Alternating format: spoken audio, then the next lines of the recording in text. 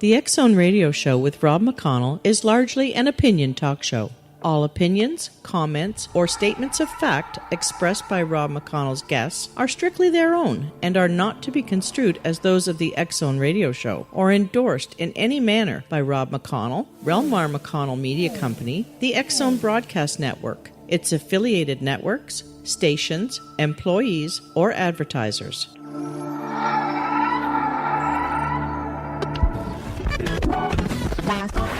All Hit Radio.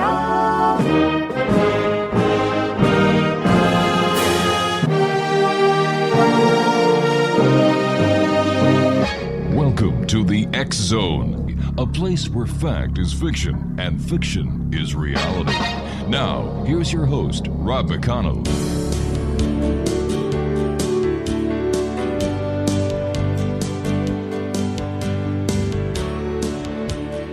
And welcome one and all to the X Zone. I am Rob McConnell, and for the next 4 hours, I am your host. I am your guide as together we cross the time-space continuum to this place that I call the X Zone. It's a place where people dare to believe and dare to be heard. It's a place where fact is fiction and fiction is reality. And the X Zone comes to you Monday through Friday from 10 p.m. Eastern until 2 a.m. Eastern right here on the X Zone Broadcast Network, Talkstar Radio Network, Mutual Broadcast Network, and iHeartRadio. If you'd like to check us out on any of the social media sites, Wait a sec, let's go back and just say any of the social media sites, all you need to do is use our name, X Zone Radio TV. And for the program guide and all the other programming we have available for you on the X Zone Broadcast Network, go to www.xzbn.net. Exonation, my first guest tonight is John Potash. He's been featured on C-SPAN's American History, TV, A&E, and the Reelz Channel. He has also been featured on hundreds of radio stations in the U.S. and abroad. He did his graduate studies at Columbia University and has published articles in Z Magazine, The Free Press, Covert Action Quarterly, the Baltimore Chronicle, among other publications. He published Drugs as Weapons Against Us, the CIA's murderous targeting of SDS, Panthers, Hendrix, Lennon, Cobain, Tupac, and other activists. He previously published The FBI War on Tupac, Shakur, and Black Leaders going back to 2007. His website is johnpotash.com. John, welcome back to the X Zone. Thanks for having me on again, Rob. John, in the recent Netflix documentary, Woodworm alluded to how ABC News cited CIA documents about MKUltra's hit list, the leftist leaders to dose with LSD acid. First of all, can you tell our listeners what MKUltra was and whom did it target?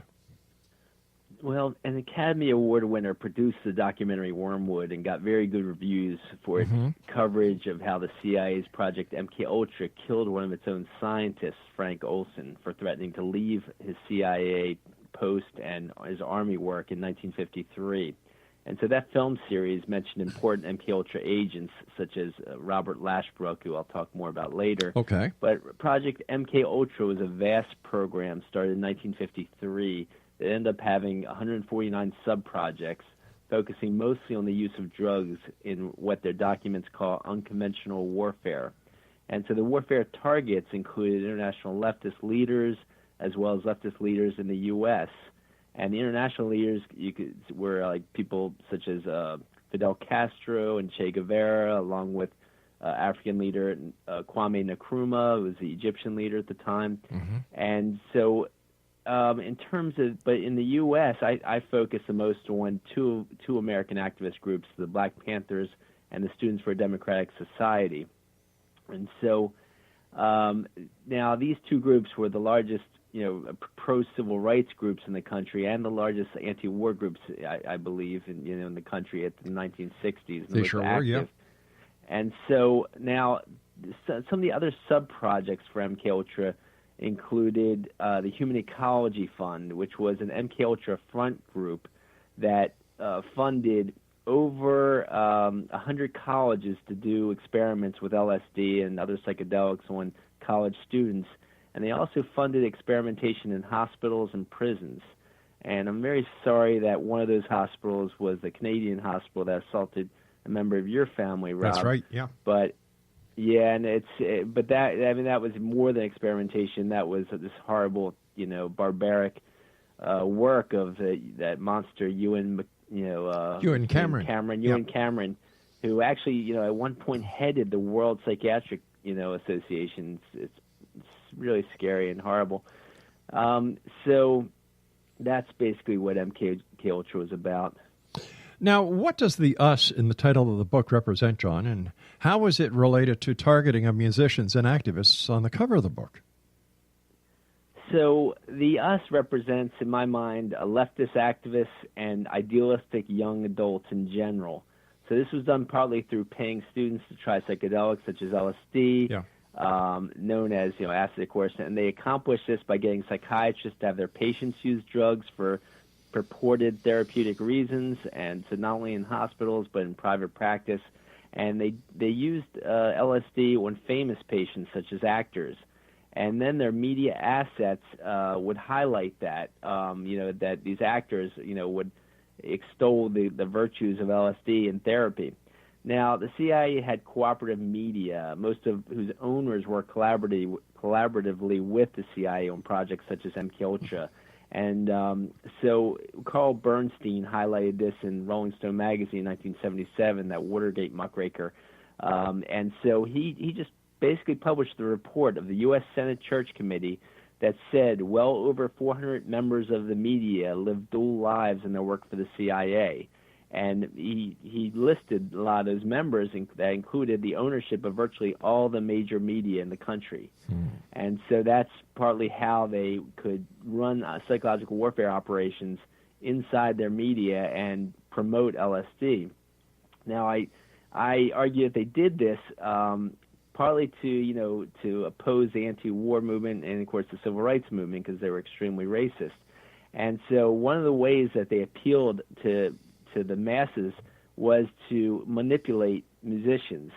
And so they particularly targeted musicians to have the most influence over people's hearts and minds, since the musicians' music and lyrics, have the most effect over our hearts and minds.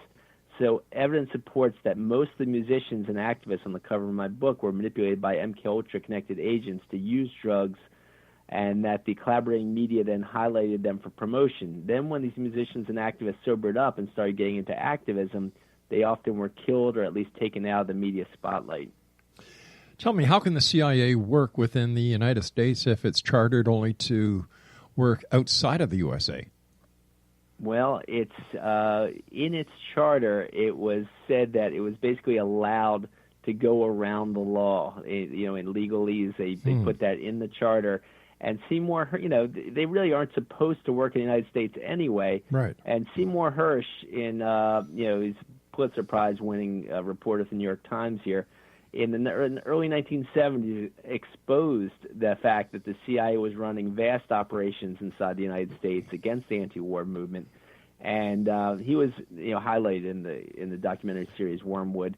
But many people know his name for his great reporting here in the United States. And so he exposed that there were operations in the United States. The Senate Church Committee followed up on that, exposed their operations in the United States, and yet they have so much power, they continue to run them anyway behind politicians' backs and behind our backs. Well, we know for a fact that the largest CIA station was actually the University of Miami. Wow, didn't know that. Yeah, during the time of the debacle, going back to the 60s, so when during the Cuban Missile Crisis, prior to the Cuban crisis, during the time of the JFK assassination. That makes a lot of sense. Yeah, it sure does. Because they used a lot of anti-Castro Cubans in their operations. You were mentioning that the CIA owned or had their hands in the working of major media outlets. Do you think that's the case today as well? Oh, definitely. And it's a lot of different ways that happens. I mean, not only by using a lot of willing media owners to do these to run these operations, but there's so many ways that they control our mainstream media. For example, Ben Bagdikian was like a highlight of the recent movie, a blockbuster, The Post, which just came out this weekend, nationwide, about the Washington Post. And Bagdikian went on to become head of the University of California School of Journalism. He had won Pulitzer Prizes, and he stumbled upon the fact when he took a sabbatical that the media was basically owned by a very small group of multinational corporations owned virtually 95% of our information sources, okay? And he found, he republished the book in different, more and more editions that showed increasing concentration of media ownership to the fact that today he has said that 6 or less multinational corporations control 95% of the information we get. And so he showed the way that all the top media, Time Warner, the biggest media company, plus New York Times, the top newspaper, share boards of directors with these multinational corporations such as defense contractors, pharmaceutical companies, banks, insurance companies, etc. And by their corporate bylaws, they are not supposed to make decisions that go against the profit margin of their corporations. So by corporate law, they're not supposed to, publish things in their newspapers that go against, for example, the war profits for defense contractors. Sure. And that's some of the way it works to control our information. John, I'm going to ask you to hold on. We've got to take our first break. X Zone Nation, John Potash is our special guest. www.johnpotash.com. He's published Drugs as Weapons Against Us, the CIA's murderous targeting of SDS, Panthers, Hendrix, Lennon, Cobain, Tupac, and other activists in 2015. And we're going to be talking more about the strange, the weird, the bizarre, but the reality of what goes on in the world today. We'll be back on the other side of this break as we continue here in the X Zone from our broadcast center in Hamilton, Ontario, Canada. Don't go away.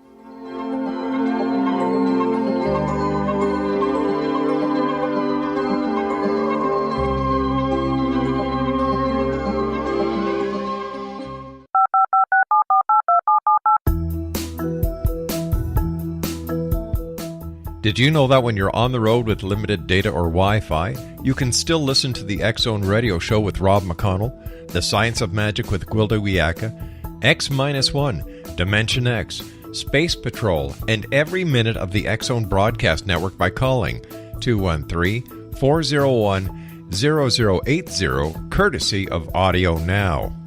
No smartphone, app, or internet needed. It saves your data plan, and it's free if you have unlimited minutes. Call 213-401-0080 to listen on any phone, anytime, anywhere.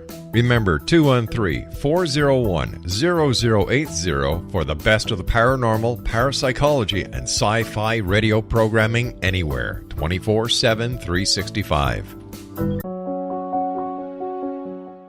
Gwilda Wiyaka's latest book, The Science of Magic, Book of Mysteries, Volume 1, is the first book in a series based on her writings that open every episode of the Science of Magic radio show.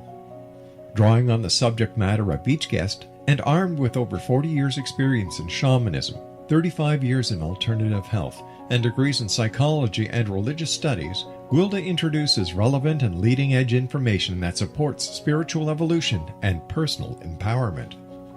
Rich with wisdom and inspirational quotes packaged in digestible segments, this is a book that will pull you from cover to cover. It will also serve as a daily inspirational reading for years to come.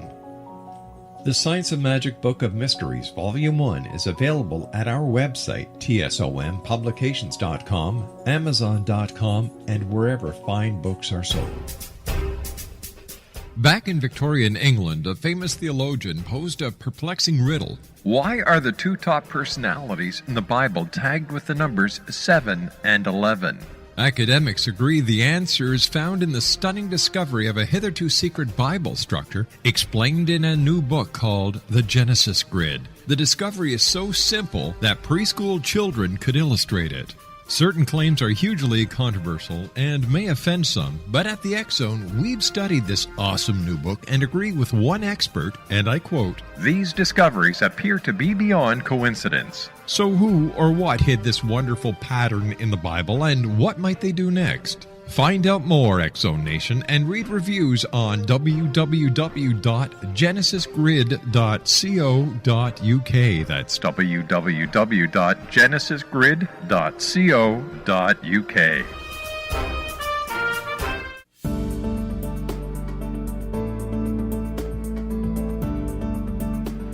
John Potash is our special guest this hour, Exonation, www.johnpotash.com. We were talking about the U.S. media a few minutes ago, John, before we went to the break. And here in Canada, there is one major, two major, three major companies that own and run, I would say, 96% of all the media. So this seems to be a common trend that we're seeing, and what it is doing, it's allowing the owners to basically monopolize the air, print, and television. Yeah, and so thank God for radio stations like yours, radio programs like yours, Rob, to get out more information. All we can do is try our very best, my friend. Yeah. So where does, I remember the 60s quite well. The Beatles, Rolling Stones, Herman's Hermits, and the rest of them.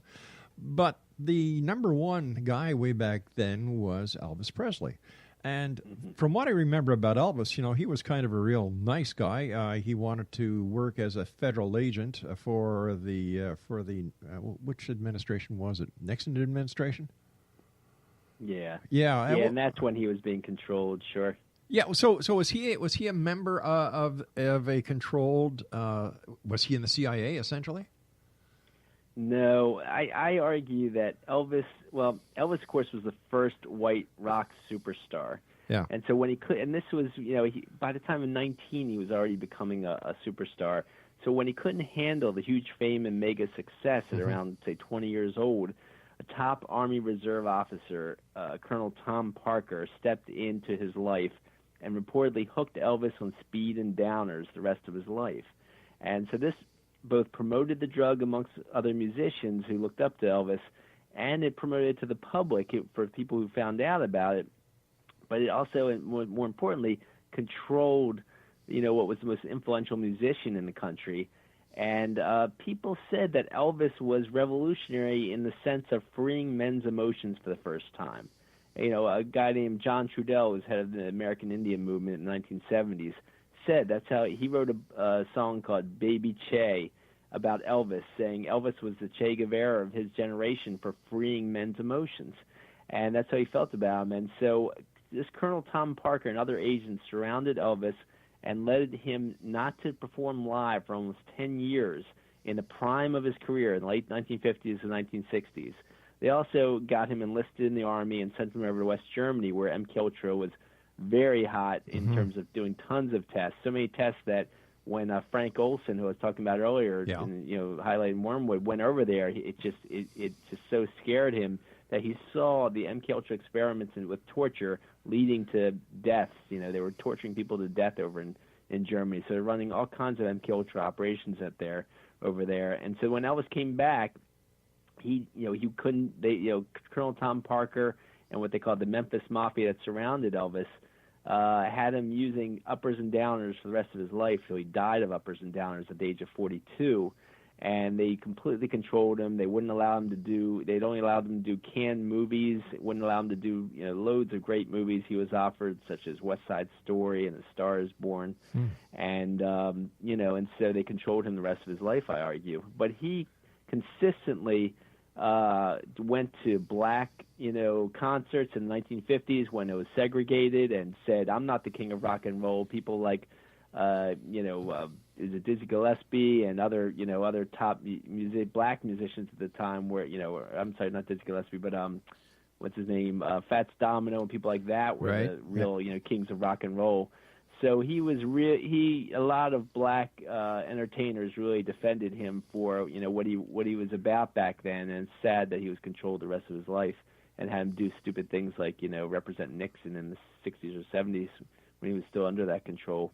So did Elvis really have a hard-on for drugs? Like, is this why he wanted to become an agent for the U.S. government, or was this all part of a facade that he was put under by his controllers, and in this case, Colonel Parker? What? Yeah, I think Colonel Parker, who was a real colonel, he was a top Army Reserve officer for the Louisiana Army Reserve, where they ran loads of covert operations out of the Louisiana Army Reserve, including using agents that were part of the assassination of Martin Luther King. So Elvis was controlled. He just being on uppers and downers all the time, huge amounts of them. he just didn't have a whole lot of independent, actions and thoughts, sadly enough. Fascinating. What is the importance of the Kennedys, MLK and Malcolm X being assassinated while opposing the Vietnam War? And I'd like to say at this time, I'd like to recognize that today is January the 15th, Martin Luther King Day in the United States, and to all of those who are participating in this great day, blessings to each and every one of you. Martin Luther King had the right idea, and it's pretty bad when you think that the people who have the good ideas, who want to bring peace, understanding, love, and brotherhood to a nation are assassinated. Yeah, I mean, Martin Luther King was, an extraordinary person. I mean, if anyone who's heard him speak off the cuff, he just makes incredible speeches just off the cuff. He was just a brilliant, incredible man. I heard something told. Man. I heard something told about Martin Luther King. The reason why his speeches were so great because they were from his heart and they were the truth. Yeah, I mean, he had speeches written for him also, but some were off the cuff and were just so from the heart and amazing. And he was. It's no coincidence that he was assassinated, according to his friend William Pepper, who's a Oxford Oxford professor who teaches international law at Oxford and human rights at Oxford. He was a friend. He was an American friend of Martin Luther King's when he was alive. And then the King family had William Pepper represent them in an historic 1999 trial, which was mostly hidden, where Pepper found, he brought 70 witnesses and loads of his evidence that he had accumulated over a 25-year period to find that the government were co-conspirators in the assassination of Martin Luther King. And Pepper said in one of his books that it was exactly 1 year after MLK came out against the Vietnam War that he was assassinated. So what was so important about him coming out against the Vietnam War to murder him? And I argue is because that the Vietnam War was a war for the Golden Triangle opium fields and to get control of the opium fields for producing opiates and heroin. And that was what the Vietnam War was about. And that's why Malcolm X, being one of the first leaders to come out against the Vietnam War, as well as JFK and RFK coming out against the Vietnam War. JFK, according to best evidence, was going to withdraw troops from Vietnam all troops by 1965. RFK spoke out against the Vietnam War and actually, according to Pepper, made entreaties to MLK to be his vice presidential running mate in 1968. He was, that would have been the first black vice president if, RFK wasn't assassinated, if they both weren't assassinated. So that's some of what that was really about. So when we look at the world in those days, we had the Cuban Missile Crisis, we had the war in Vietnam, we had the assassination of Martin Luther King, Bobby Kennedy, Robert Kennedy. What's the common thread here? There's got to be a common thread. Yeah, I mean, a common thread that I show is the fact that any great leader, inspiring leader who stands up for civil rights, against racism, plus stands up against war, stands up against drug use, which is a means of social control. I show in my book, and that's what part of why the heroin and opiates in Vietnam, the Golden Triangle around Vietnam was so coveted, was to get this substance that not only makes tons of money for the people that traffic it, but also controls populations. When you spread it through a population, you get percentages of people addicted, but you get communities, trying to catch up to this chaos that's developed in the communities when there's drugs are rampant in the communities. And you see that more and more with all this massive opiate addiction in our country. And, all the families affected by it, not just the addict. And so the oligarchs knew this. They had made tons of money off of opium trafficking back in the 1700s and 1800s. Mm-hmm. They were involved with the British in the trafficking, and especially the war, what they called the Opium War against China in the mid-1800s, that forced China to accept opium into their country. And so here it was. There, the two largest wars in U.S. history were around Vietnam, around the Golden Triangle of opiates, of poppy fields there, and at the other end of the same mountain range in Afghanistan, where it's called the Golden Crescent for poppy fields that produce opium and heroin. And so it's no coincidence that those are the two longest wars in U.S. history. Afghanistan, of course, has gotten overtaken Vietnam for the longest war in U.S. history. And they now say 90% of the opium and heroin in the world comes from the Afghanistan area. Is it any wonder, then, that the CIA and other covert operations use the trafficking of drugs, especially cocaine and heroin, instead of money, because it's harder to track than money is? Right. Yeah, definitely. It's just they make so much money off of the black market, work they do.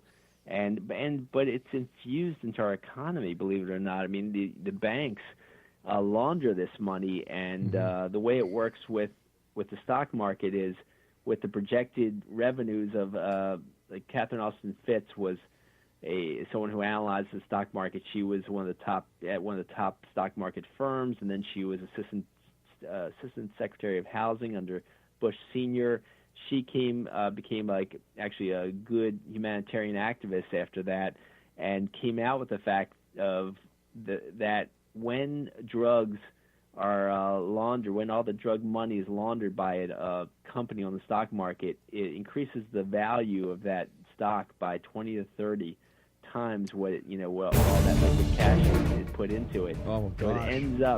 it ends up making huge amounts of money, billions and billions of dollars for the banks and the multinational All right, John. corporations. Stand by, John. We've got to take our break. We'll be back on the other side of the news. John Potash is our guest. www.johnpotash.com. Don't go away.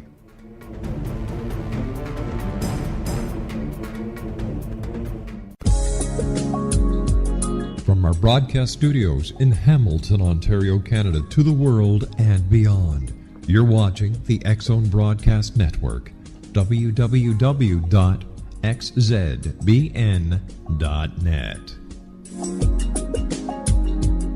AVS Media Demo.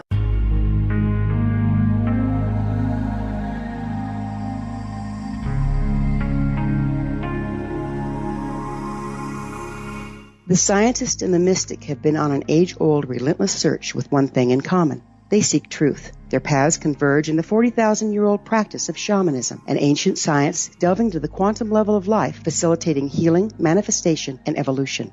I'm Gwilda Wiyaka, the founder and director of Path Home Shamanic Arts School, a unique Colorado State-certified occupational school, training shamanic practitioners and teachers. We also provide classes for empowering personal lives through shamanism. Our certification classes are in week-long segments enabling international participation, and online classes and long-distance shamanic healing sessions are available. Come discover the science of magic in the limitless world of shamanism. www.findyourpathhome.com.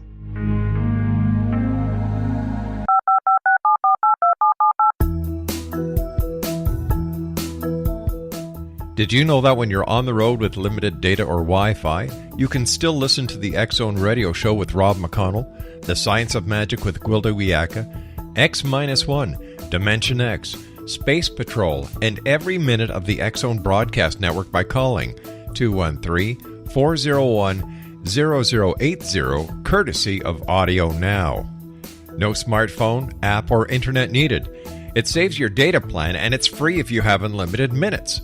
Call 213-401-0080 to listen on any phone, anytime, anywhere. Remember 213-401-0080 for the best of the paranormal, parapsychology, and sci-fi radio programming anywhere, 24/7, 365.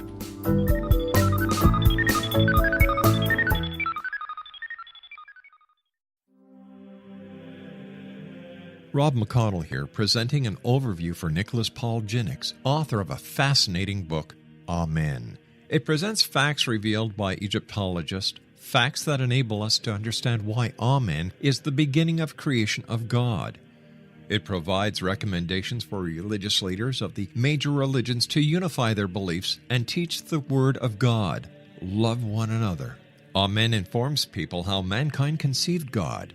It was the Egyptians that developed the concepts of a soul, a hereafter, and Son of God. And finally, after the worship of many gods, they conceived the belief in one universal God, the maker of all there is. For more information, visit www.futureofgodamen.com. That's www.futureofgodamen.com.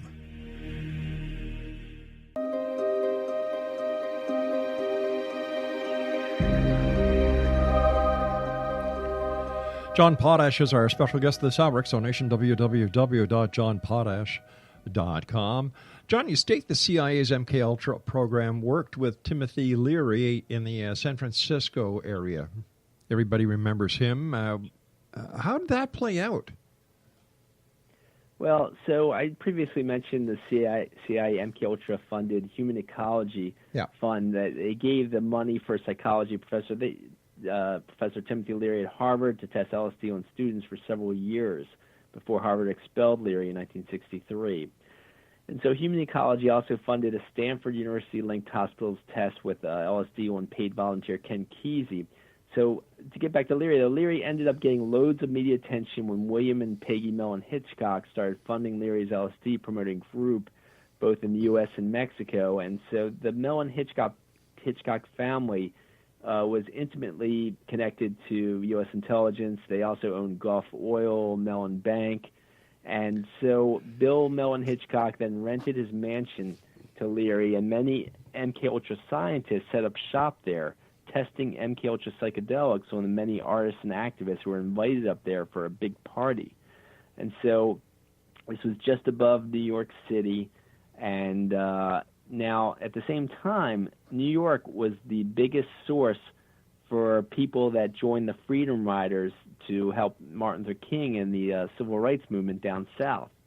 And so I argue and show the evidence that they were trying to lure many of these activists up there to this party just north of the city, and then turn them onto acid and hurt their minds with all kinds of psychedelics, actually, that they would test on them. And so I name a lot of the MKUltra scientists that were working there in that mansion. Now, the second biggest activist area in this early to mid-'60s time period was the San Francisco Bay Area, where University of California, Berkeley, Stanford, and other schools were located. So after MKUltra paid Ken Kesey to try LSD, they gave him a part-time job as a janitor at the hospital while he attended their graduate school for writing at Stanford. And Kesey wrote a popular novel there, One Flew Over the Cuckoo's Nest. Oh, yeah. While, you were going to ask something? No, I was saying, that was later turned into a great movie with Jack Nicholson. Right. And so, it's great that he wrote that book. His next book wasn't anywhere near as good, I argue, and then he couldn't really write anything decent thereafter because he started just hurting his mind with so much acid. So he's working as a janitor at the place that he had just done the experiments. And while he's working as a janitor at this Stanford-affiliated hospital, they give him the keys to the LSD supply and allow him to steal the acid regularly for many acid parties he threw at his house.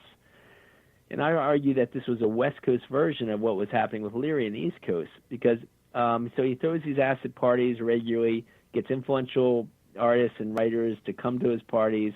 Then some people convince him to paint a bus in psychedelic covers and travel across the country with this group who called themselves the Pranksters, promoting acid across the country.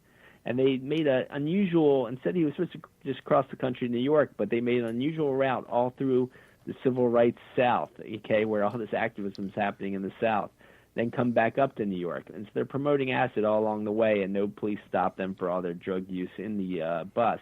Wow. So they get back from that trip, and then they start what's called the acid test. And the acid tests are in San Francisco and Los Angeles. And Kesey actually changes his mind about all this after the second or third acid test and says, I want to stop this. I want to tell people to graduate from acid. But so he was pushed aside at that point. Police all of a sudden arrest him for marijuana use, and he has to flee to Mexico. And two people take over that situation, two people that had just come out of the military, And those two people that just come out of the military start throwing much bigger acid tests they called the TRIPS Festival. Now, top MKUltra scientist John Gittinger said in an affidavit that him and two other MKUltra scientists attended the TRIPS Festival and several other of these acid tests. So this is just this is evidence that this was just like Leary's mansion with all the MKUltra scientists there, and this is all MKUltra work, you know. Now, the Grateful Dead played music for those acid tests, and they had vats of Kool-Aid with LSD in them. Some people knew there was acid in the Kool-Aid, some people didn't. Loads, Wow. thousands and thousands of people were involuntarily dosed with LSD at these, you know, acid tests.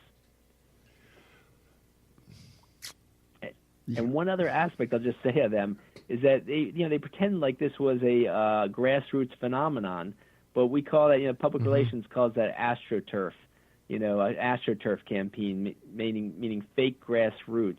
And what really happened with that was they pretend it was grassroots, but they got the Who to write a song about it, Magic Bus. They got the Beatles, and someone manipulated the Beatles to do a whole album called Magical Mystery Tour, which was really based on that whole, bus going around the country promoting acid. And that's how they helped popularize LSD so much in the United States. What does SDS stand for, and why would the CIA murderously target them? So SDS stands for Students for a Democratic Society, and they started out doing civil rights work around when they started in 1960, and were doing union support work, and they evolved into the biggest student anti-war group in U.S. history. And evidence supports that undercover agents, such as FBI undercover agent George Demerly, continuously tried to get the Columbia University SDS group tripping. And Columbia SDS had the first building takeover against the war. And so Columbia SDS happened to say that they thought acid was anti-revolutionary, so they refused to use acid. And so then Demerly had started a subgroup called the Crazies inside Abby Hoffman's group, the Yippies. And so the Crazies had invited, had gone to a party of Columbia SDS's. They then dosed the punch with tons of acid without the Columbia SDS knowing. But once they got them tripping, they convinced them that acid is good and fun. And so Mark Rudd was manipulated to say, okay, he's not against acid anymore. And after that, Mark Rudd, who was a great SDS leader, became very erratic, as did the SDS national leaders, such as Bernadine Dorn, when she started tripping. And she had formed a group called the Weathermen that later became known as the Weather Underground. And they kind of Bernadine Dorn was, sadly enough, part of the split of SDS in 1969. And so when she became part of the Weathermen, and with Mark Rudd and others, like Billy Ayers and others, they took to they had tried all the other means for stopping the war, and finally a lot of activists had actually started bombing buildings, planting bombs in buildings and calling in advance to evacuate the buildings to not hurt people, but they would plant bombs in buildings that were associated with the Vietnam War. And, as much as debated as this tactic would be, it was just to stop the atrocities of over 2 million people getting killed in the Vietnam War, including hundreds of thousands of, or at least tens of thousands, if not hundreds of thousands of Americans, plus, millions of Vietnamese getting killed. And so when Bernadine Dorn started tripping, though, she actually lauded Charles Manson and his followers after their gruesome murders at a Weatherman convention. And she later apologized for that, but it just showed how acid had affected her judgment. And so that's part of what, why they were targeted, was to hurt their judgment, their best judgment in these kinds of situations. We were talking about the Beatles, the Rolling Stones. We were talking about Magical Mystery Tour, the Magic Ride, and so on. Do you think that the U.S. and British intelligence agencies targeted them? Specifically the Rolling Stones and the Beatles. Yes, and so Ernest Hemingway's longtime editor, A.E. Hotchner, wrote a book titled Blown Away about the Rolling Stones. And in Blown Away, Hotchner said that in 1965, MKUltra Deputy Director Robert Lashbrook, who was highlighted in that documentary Wormwood I talked about earlier, he brought loads of LSD, money, and agents to London with instructions to get acid in as many musicians' hands as possible. And that same year, the dentist for Beatles guitarist George Harrison invited him, John Lennon, and their partners over for dinner. So the dentist then proceeded to dose their coffee after dinner. And while Lennon was furious about it, Harrison had never heard of LSD at that time, and they were all just really thrown off guard with this dosing. And so at the time, Lennon vowed, was really angry about it. But later, loads of people convinced Lennon and Harrison to take acid again. But I argue these were undercover agents that were surrounding Lennon and Harrison. And so the Beatles started tripping again. And it was only in 1967 that Harrison said, "This is disgusting. I'm not tripping anymore."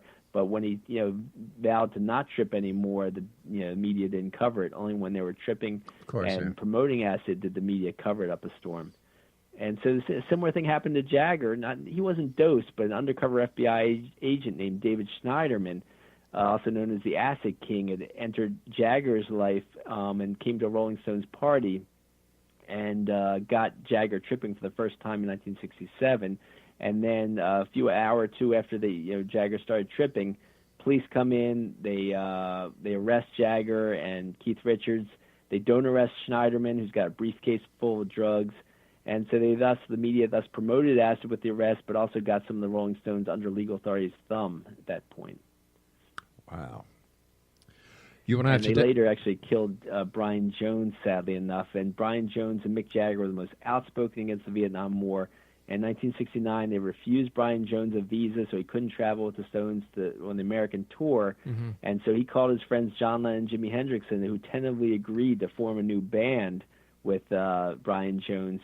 And so Jones had sobered up by that point, according to Hotchner. And Hotchner says that witnesses said that they saw people drowning Brian Jones in his own swimming pool, but they called it an accidental drowning. Stand by, John. You won't have to take our final break. Great talking to you again. Thanks so much for taking time out of your day to join us here, pal. Exonation, John Potash is our special guest, www.johnpotash.com. And we'll be back as we wrap up this hour here in the X Zone with yours truly, Rob McConnell, from our broadcast center in Hamilton, Ontario, Canada. On the other side of this break, don't go away.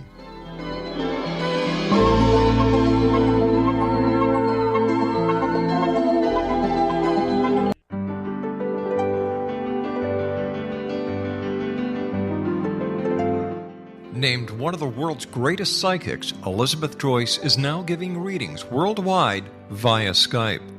Elizabeth Joyce is recognized for her clairvoyant ability to help find missing persons, her analysis of dreams, past life regression work, mediumship, and her accurate predictions. Elizabeth has been a frequent guest on the X Zone radio show with yours truly, Rob McConnell, now for several years. For an appointment with Elizabeth Joyce, call 201-934-8986 or Skype at elizabeth.joyce. And for more information, you can always visit Elizabeth Joyce online at www.new-visions.com.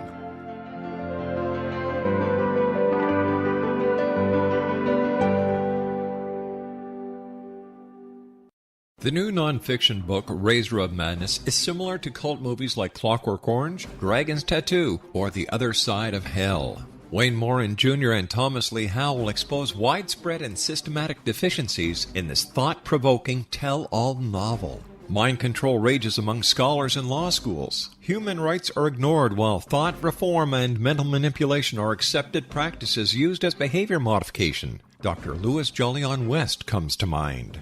Media and public scrutiny shows that United States mental hospitals are in fact destructive murder industries. Razor of Madness expose novel details this epidemic through an in-depth professional and personal investigation. For decades, there has been a revolving door policy that still releases killers and pedophiles back into society. The maestro of mind control continues to haunt America to this very day. Razor of Madness is available in paperback or as a downloadable ebook at Amazon.com. I'm William S. Peckham. If you enjoy a good mystery with a touch of the paranormal, then you'll love my novel, From Out of the Woodwork. It's the story of a young Toronto contractor, Sean Kennedy, who buys derelict homes, guts them, and turns them into multi-family dwellings. Slums just waiting to happen. When Sean buys 29 Livery Lane, the house fights back.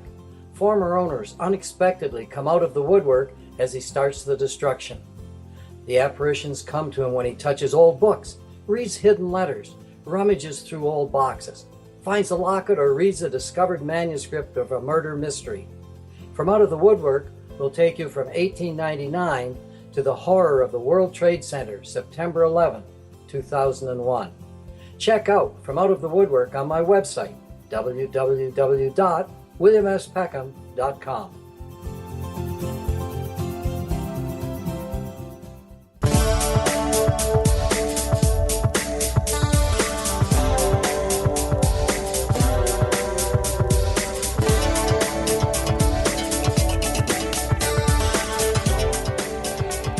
John Potash is our special guest this hour. XONation, www.johnpotash.com.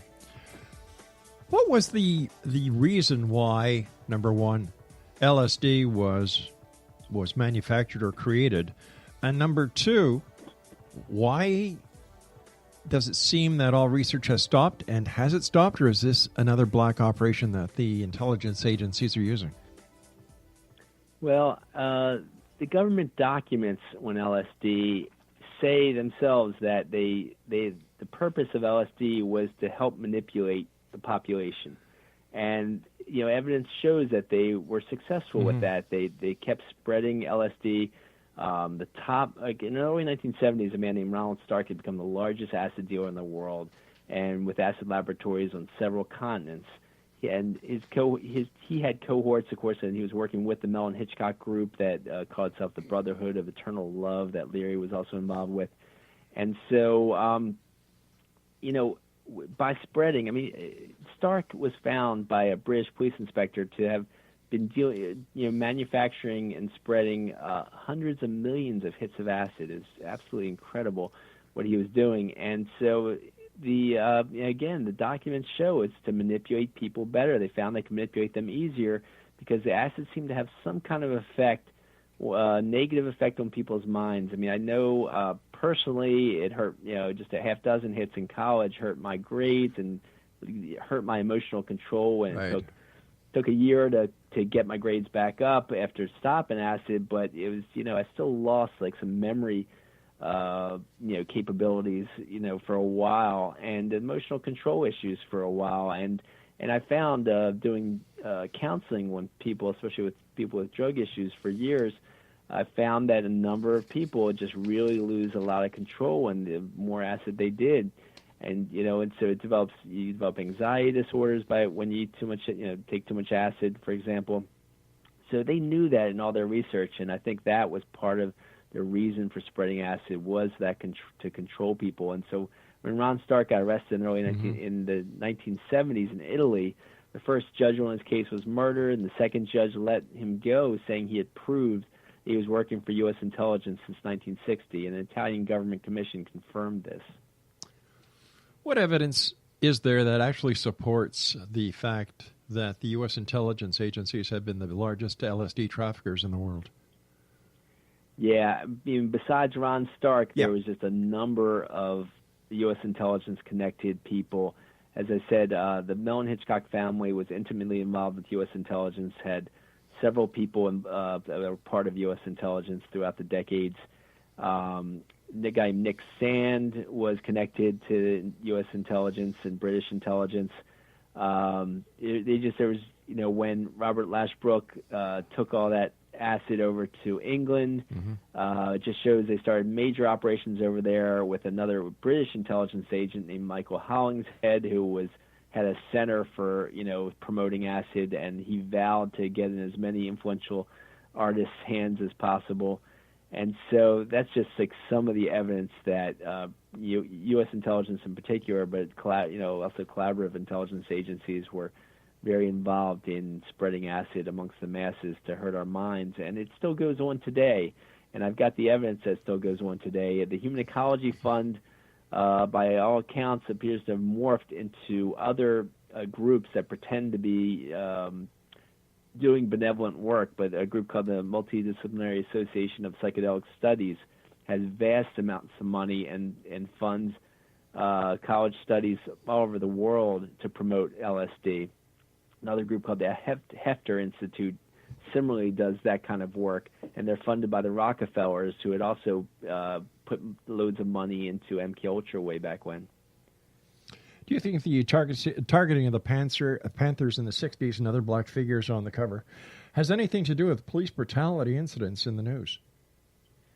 Yes, and I think it starts, like the beginning of my book, I mentioned how the oligarchs started the eugenics movement in the U.S., which passed genocidal, bigoted laws in 27 states. So these laws called for sterilization and elimination of masses of people who weren't rich, white, Anglo-Saxon Protestants. It gave percentages of each group that were supposed to be genetically inferior, with the highest percentage purportedly being, of course, black people. Now, while Nazi Germany gave eugenics a bad image worldwide, evidence supports that the movement continued behind closed doors, and the oligarchs influenced FBI Director J. Edgar Hoover to call for the neutralization of the Black Panther Party for self-defense. And over 25 Black Panthers were murdered, such as Chicago Panther leader Fred Hampton, and they were murdered by the police. I mean, best evidence shows that about Hampton, there was already a court case won that the police murdered Fred Hampton. And I argue there's evidence that most of these Black Panthers were killed by undercover agents. Now, there's also evidence supporting that U.S. intelligence murdered National Panther co-founder Huey Newton after agents first got him to use cocaine.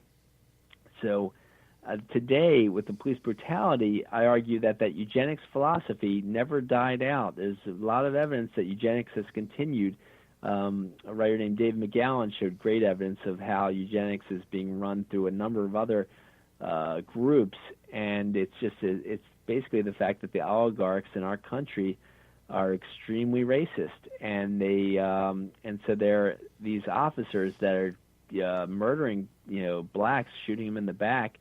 They appear to be suffering from some kind of either PTSD from the war, because a lot of war veterans then go into police, and possibly suffering from dissociative identity disorder from all the trauma they've gone through. But it's just unbelievable how they've turned some of these police officers into monsters to do these kinds of shootings and not get convicted for these murders.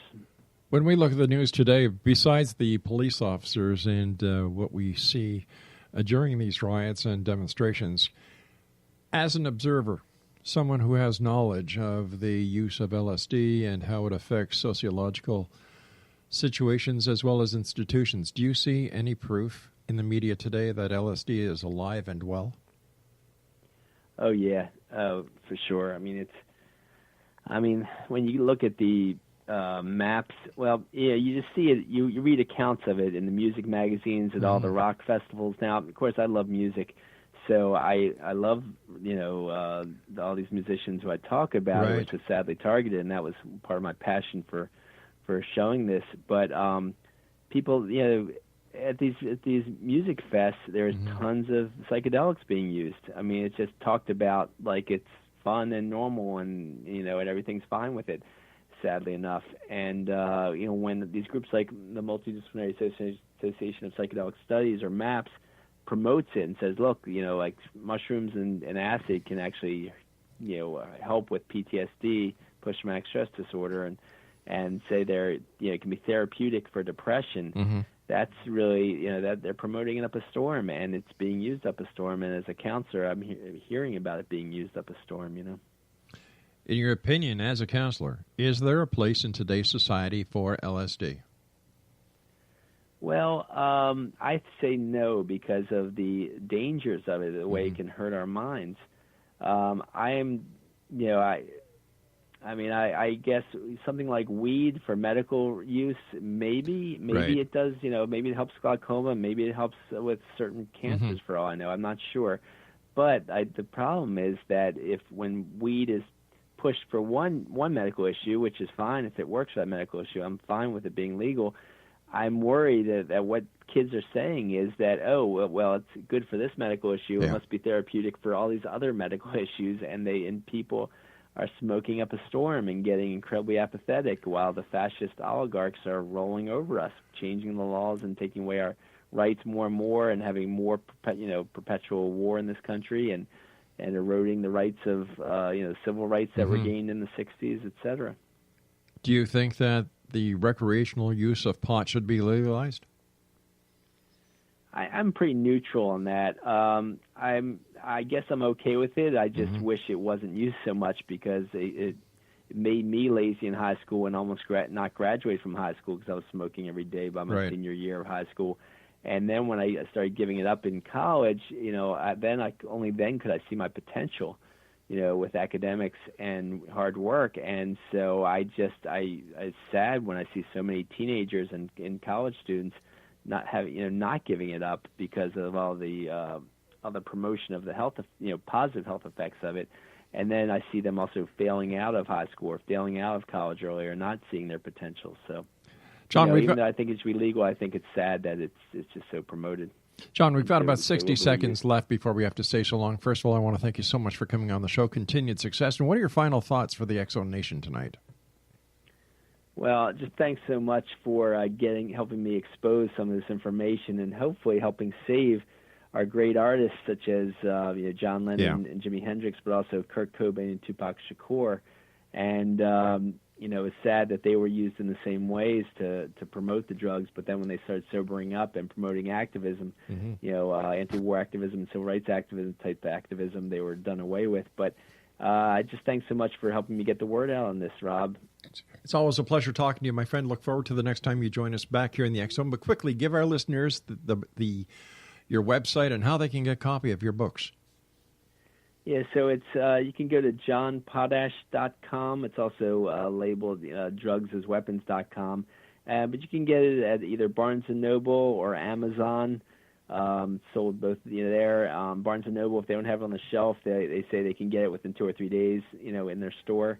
And or you can buy a signed copy from me at johnpotash.com. And I also have a film based on the first book that I wore on Tupac Shakur and Black Leaders.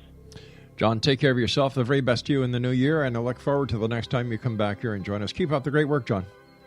Thanks again, Rob. You do the same. Take care, my friend. X-Zone Nation, John Potash has been our guest, and I'll be back on the other side of this break with the news at 6.5 minutes past the top of the hour as we continue here in the X-Zone from our broadcast center in Hamilton, Ontario, Canada. Don't forget John Potash, www.johnpotash.com.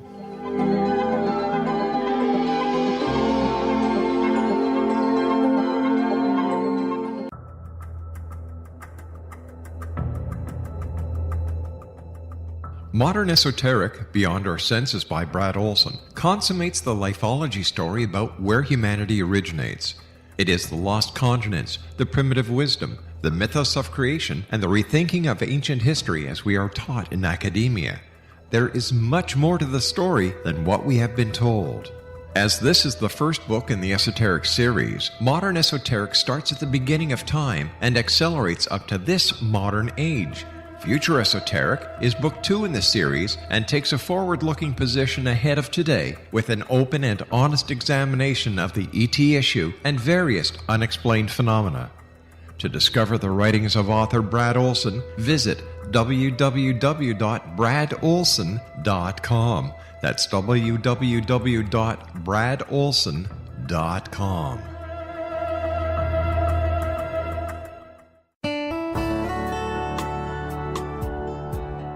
Are you or is someone you know struggling with addictions, depression, anxiety, relationships, low self-esteem, lack of confidence, grief, success, and prosperity?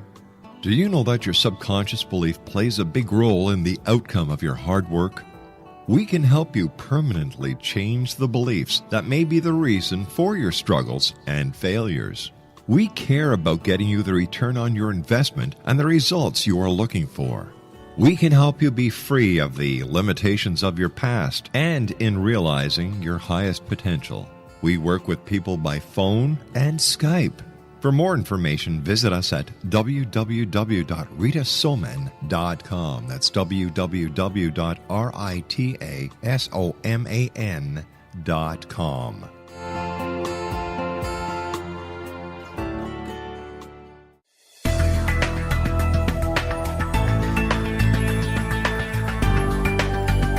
Do you think you have energy problems in your home?